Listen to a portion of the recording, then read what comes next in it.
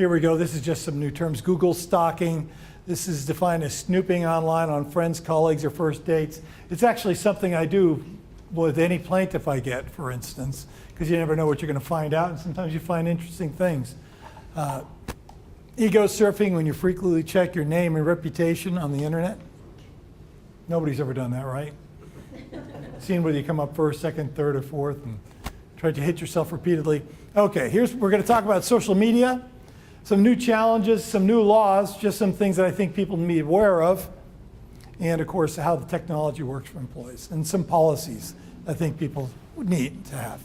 And the new issues are going to be interwoven in here. So we'll talk about social media, but there's several new things that have come out that specifically are for employers, and they've come out in the last 3 months or so that I think people need to be made aware of. That's my new issue. Here's one. Okay, here's just an interesting thing. Tattoos in the workplace. I don't know if anybody's seen this. This is a company. It's actually a real estate brokerage. They offer a company a 15% pay raise if they have the company logo tattooed on their body. You can make it any size, anywhere. And so far, about 40 employees have accepted the offer, and they've received raises after they've been inked. Anybody see any issues with this? Okay, well, some of the issues I saw, some of the issues I saw are what happens when you terminate the person. So do they end up defacing your logo on their tattoo? Or are you somehow responsible for removing that tattoo, since then they're there? And what happens if I demote the person? So I've given them a raise because they got their tattoo, but they end up doing really bad work, which of course happens, and I decide I'm going to cut their pay. What do I do then? So it's great for PR. They made the Wall Street Journal, they made the New York Times, I think they made the Good Morning America. But at what point does good publicity and bad employment practices intersect? And I think pretty much tattoos are where I get. Okay, here's something, just you put your birth date on your page. I put this up there just because it comes across. I deal a lot with social media. I deal a lot with the internet because I deal with employees, and employees spend somewhere around 40% of their time on the internet for one thing or another, sometimes for work, sometimes not. But 40% of their time is what the average is. I have somebody in my office I know spends much more than that. But she gets her job done. Here's the new challenges. Camera phones, what do we do about them? Instant messages, social, and just general social media. Blogs. Everybody knows what a blog is, right? A blog is somebody who decides to keep kind of a computer journal of whatever events they may do, or just a commentary or something like that. I know I'm older. My son's comment about almost anything I say like this is, yeah, but that was before the internet. And he can say that about a lot of stuff, and I'm basically just pop them in the back of the head. But it's true. I don't understand the attraction of a blog that doesn't have something to do with something specific. Like, here's how you do. Here's what you do about taxes. Here's the new taxes. You can do that kind of blog. Otherwise, who really wants to know? I really need to know that, because if I had a blog, the only thing I could say is, first of all, the only person who would subscribe would be my mom. And the only thing I could say is I'm doing great, because otherwise I get a call from my mom, which would defeat the purpose of the blog. Who really cares? There's a woman named Heather Ducey in New York. What she did is she blogged about how her client, she worked all night, and she worked for this customer, Xerox, and they were really horrible, and they're just horrible to work for, and God bless, she couldn't wait to get home. That was just part of her running commentary, because that's one of the problems with what we have today with social media, is people keep a running commentary. It's not like when you used to write letters, and I don't even mean this to seem archaic, but there is a distinction. When you used to write a letter, you wrote a letter. Before you signed it, usually you took a look at it and said, maybe that's not the best wording. Maybe, dirtbag probably should be stricken, and I should say less than optimal performance and stuff like that. But you don't do that now. Well, now what you've done is you've typed out dirtbag and you sent it. So what she did is she did that. And of course, her customers and her coworkers read this and they weren't amused. And so she got fired. And it's called, since her name was Heather Ducey, it's called being deuced in New York and in employment. Googler is a short-termer. Blogzillas are people who spend all their time on blogs. Blog streaking is when you reveal personal secrets or personal information online, which for everybody's sake would be kept private. One of the things I always tell people is, and this is just apropos of nothing, is I keep my work blog, my work media separate from my personal media. And not everybody does that. And matter of fact, all the time people don't do that, but they should. So in other words, if you want to learn about my work, I've got a LinkedIn site and I can Twitter events every once in a while.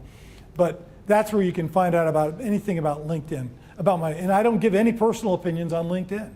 All the time I see other lawyers or other people, they talk about this and they talk about their views on same-sex marriage or whatever. I don't care what it is. It's got nothing to do with my business thing. Facebook, different deal. If you're related to me or you went to high school with me, you can see me on Facebook. Other than that, you're not. There's nobody from work, there's nobody I've ever worked with on Facebook that I've linked with. And I think that division is a good division, because what happens is people end up you have this overlap, and that overlap can create problems. It can create problems for the company because, again, like Heather, you end up saying something bad on Facebook about what you did last night, or you do something stupid, or an employee does something stupid like calls in sick, and then you look on their Facebook page and you see them there drunk at the St. Patrick's Day parade, and you're thinking, well, that doesn't look that ill to me.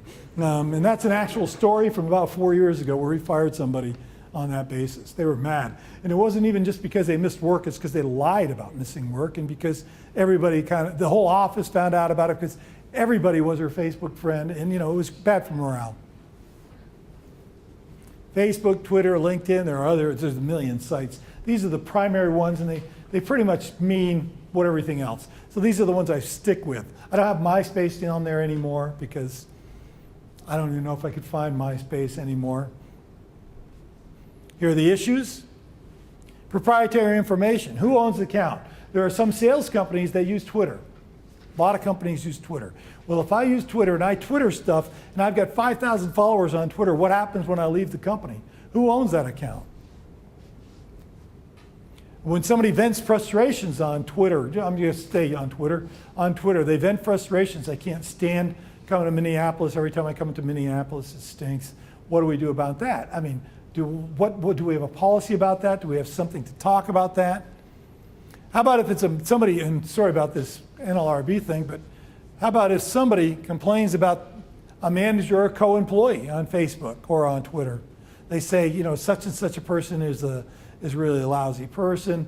This manager is really stinky, and by the way, he hits on women all the time. What are we supposed to do about that?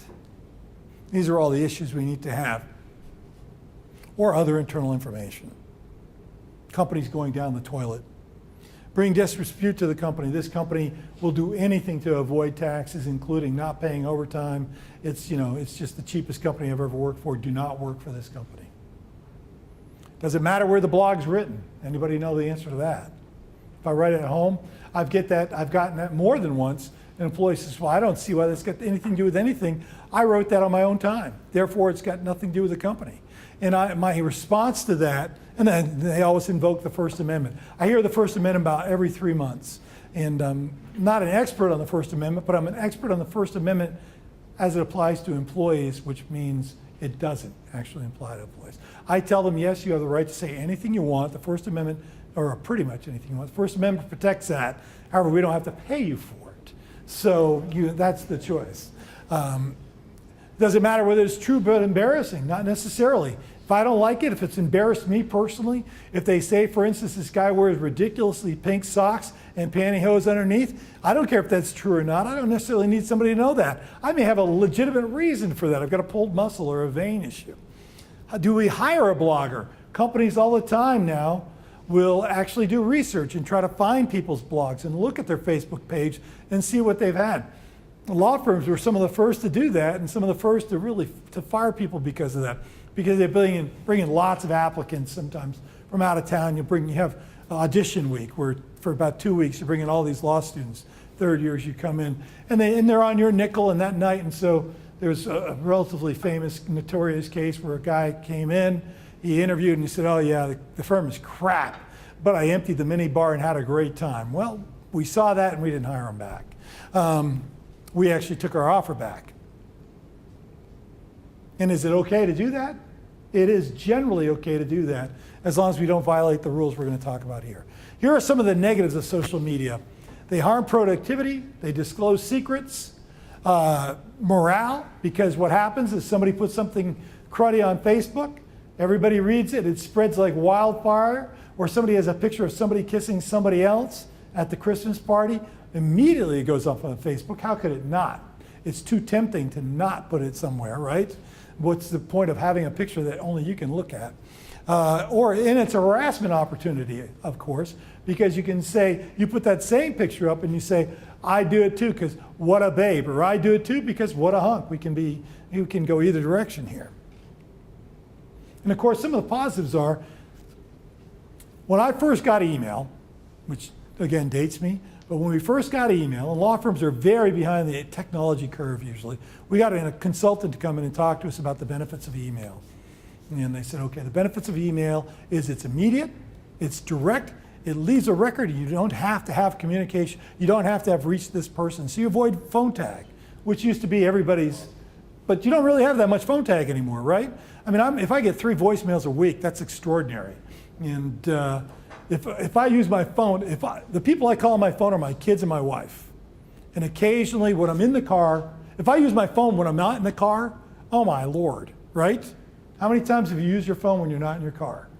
That's it, because otherwise you email people because it leaves a trail, leaves a message. It's something somebody can rely on. Now as an employment lawyer, those are all negatives because people do that immediately. People will send emails about things that they wouldn't necessarily say to somebody. People will put things in an email without thinking about them like they would have about a letter, where you have the chance to sign the letter and see that, oh, that's bad wording, I don't want to really say that. Or maybe I don't want to say that, or maybe I'm going to put that away till tomorrow. Because that's what I do with angry letters, is I put them down and I send them the next day. Because the next day I almost always come in and draw a line to that, change the wording on that, but you don't do that. You rip that email out. I've been called in for email wars, where employees are having email wars, and they're as close as me and him. They're just one cubicle apart. So they could have actually said these things in a normal voice without even standing up. They could have said, you are blah, blah, blah, blah, blah, you're lazy, you do this, you're always bugging me, you never get your work done. Oh yeah, well, then there's these, and then they get worse and worse and worse, and it's emails. And they call me, and I'm like, okay, show me the employees. And they go, oh, it's those two. Okay, well, here's what we really need to do. We need to move them closer so we can whack their heads together.